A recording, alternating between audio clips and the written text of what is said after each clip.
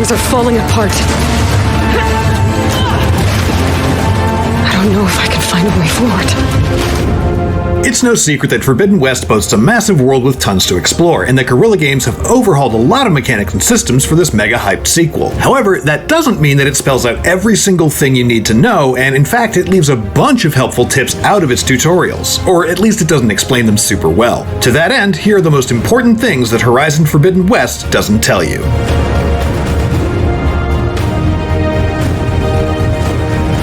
First up, and probably the thing to keep in mind most often, is not to bother topping off your ammo supplies if you can help it. I know, it's a force of habit for many of us, but crafting a fresh batch of shock arrows, for example, will use up the same amount of resources regardless of whether you're crafting 2, 4, or 7. So make sure you hold off until you can actually make use of all the ammo that you can craft.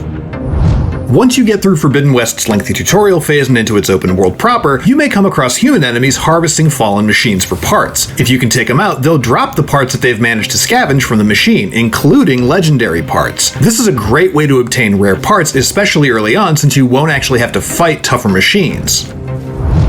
This one might just count for half, since technically the game does tell you that you can customize things in the setting menu, but there are a lot more options than you might think. Some are helpful UI tweaks, like making the climbing annotations and object markers persistent, to things that are both excellent accessibility options and can help you get through difficult gameplay sections. You can increase the weapon wheel slowdown time, or extend the duration of your concentration ability if you're playing on easy or lower. If default works for you, great, but definitely take a few minutes to see if any of these options help you out. When you manage to clear an enemy camp, sometimes friendly settlers will have taken over and merchants will pop up. It doesn't happen for all of them, some even get overrun by machines, but it's worth a little backtracking to see if any new stores have opened and if they're selling anything useful. You can fast travel to more than just campfires this time. Tall Necks, hunting grounds, relic ruins, merchant outposts, and more can all be fast traveled to directly by selecting their icon on the map. You can also fast travel to a settlement just by selecting its zoomed out icon. There's no need to zoom all the way in and then pick its campfire. Just like in Zero Dawn, your mounted machines have an autopilot. If you let go of the left stick while riding, your mount will automatically follow the path you're on and head towards a waypoint or quest objective if you've got one active. This can be a little finicky though, so don't trust them to make any hairpin turns without coming to a dead stop. If you need to manually stop your mount quickly though, you can hold down the slow button and you'll go from a sprint to a full stop pretty quickly. Conversely, you can hold down the accelerate button to go faster and faster rather than just pressing it a bunch of times. In addition to getting you around faster, your mount has a couple of tricks up its hooves. For instance, you can jump off of it to maintain your momentum as you start running, and even parlay that into an attack. But the real pro move is to drop onto it from your shield wing. It doesn't work from any height, but there are few things as satisfying as shield gliding off a cliff and then dropping onto your mount for a quick getaway. If you're trying to be sneaky though, you're probably better off on your own. When in stealth, avoid calling your mount unless you're planning on a quick exit, as they have a bad habit of picking fights with nearby machines. Overridden machines won't react when you shoot components off of them. This is really handy for harvesting resources, especially once you unlock new override codes for bigger machines at cauldrons. Be careful, however, as every time you attack a friendly machine, it will decrease its override meter, meaning that you'll have to defend yourself from it eventually. The easiest way to find hard-to-get parts, however, providing you aren't bound by some puritanical moral code, is to knock the difficulty down to easier story mode. Not only will the fights against tough machines be way more forgiving, but at these difficulties, parts that are usually destroyed when a machine goes down persist. You won't be penalized for dropping the difficulty down either, and you can always change it back once you've got the parts you need. On the other end of the difficulty spectrum, if you're looking for a greater challenge, seek out Apex machine variants. Marked by black armor and purple cabling, these machines are tougher and carry more valuable loot. How often Apex machines appear is determined by your difficulty setting and Aloy's level. So the best way to ensure you run into Apex enemies more often is to level Aloy up and bump the difficulty to harder settings. It's also worth noting that while you can unlock codes to override most machines in Forbidden West, their Apex variants can never be overridden. You want to dispose of scavenger machines quickly. While scrappers and scroungers may appear harmless while salvaging machine carcasses, the longer they scavenge, the more likely they are to steal valuable resources that you can't get back. If you're performing a melee combo that requires a pause in the middle, look for the glint that appears at the tip of your spear. You'll also hear this sound from your TV or controller. Hit the next button right on this glint and you'll successfully continue the combo.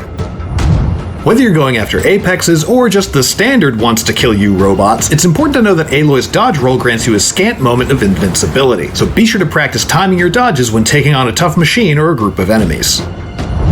If you find yourself in dire need of metal shards, you can disassemble valuables and crafting materials for a quick infusion of scrap cash. With that being said, unless it's an absolute emergency, you'll probably want to avoid doing this, as crafting supplies, particularly for ammunition, are almost always harder to come by, and selling your valuables to merchants will almost always pay you double than what you can scrap them for. For example, you receive 10 shards when selling a bronze ingot to a merchant, compared to just 5 when disassembling it via your inventory.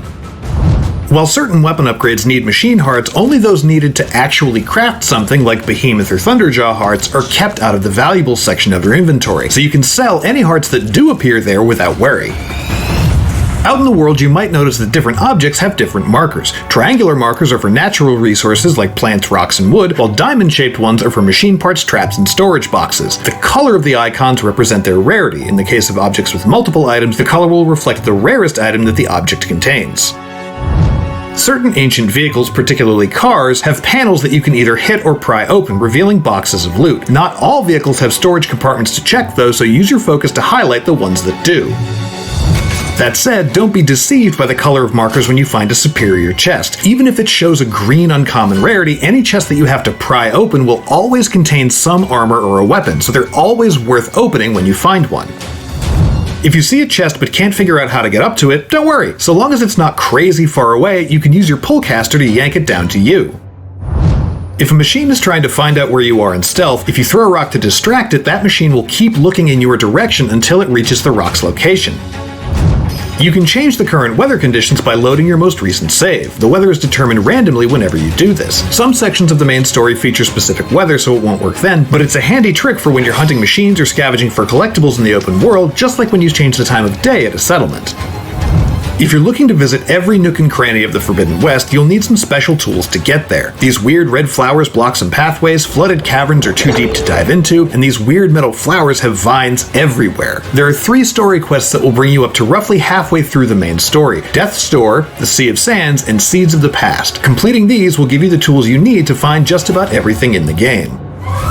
In the opening hours and throughout her adventure, Aloy will come across all kinds of collectibles and currencies that can be turned in for rewards and gear later on, even if she doesn't know it yet. Thankfully, we do! Most of the collectibles, like signal lenses or the ornaments found in relic ruins, are attached to a side quest. We've got a full guide on how to redeem these collectibles on IGN, though thankfully they're not all that complicated. Some just require you to visit the right merchant. You'll find colorful blooms to make armor dyes while climbing around, which can be applied at a dyer's shop in settlements. They're usually set up right next to a painter, where you can apply those cool face paints you might have unlocked. The first of these vendors we discovered were in the settlements of Plainsong and Scalding Spear, respectively. When you complete a hunting challenge or clear a rebel camp, you'll earn hunting medals and soldier tags. These can be traded to the Arena Prize Master after completing a mid-game quest line for very rare weapons and resources. These are some of the best weapons you can get in the Forbidden West, so be sure to save up. Lastly is Greenshine, which you can find all over the place starting very early on, and you'll definitely want to grab as much of it as you can since it's used to upgrade your most powerful gear. That said, you won't need to worry about that for a long while. It's definitely an endgame resource.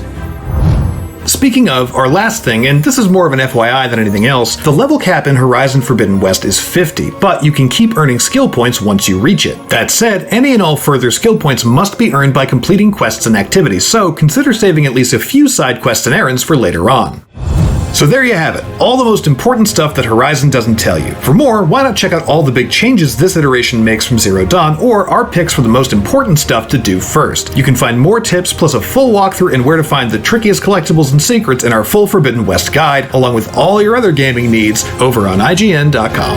Watch yourself out there, and good luck.